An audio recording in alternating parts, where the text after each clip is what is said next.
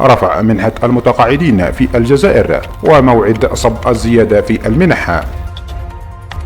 السلام عليكم أخي، فضلا وليس أمرا اشترك في القناة ليصلك الجديد ولتشجيعنا لنستمر في تقديم الأفضل لكم. السلام عليكم ورحمة الله تعالى وبركاته. رفع منحة المتقاعدين في الجزائر وموعد صب الزيادة في المنح بعد قرار رئيس الجمهورية الصادر في آخر مجلس للوزراء مراجعة منح المتقاعدين. يعمل صندوق التقاعد على تقييم عملية المراجعة والتدابير الخاصة بالرفع وتحديد قيمة الغلاف المالي الذي تتطلبه العملية، على أن تتكفل وزارة العمل على توفير الأموال ضمن الحكومة بالتنسيق مع وزارة المالية. وطبقا لحالات سابقة تستغرق العملية من 6 إلى 8 أسابيع، أي أن موعد صب الزيادة قد يكون في نهاية جوان 2024.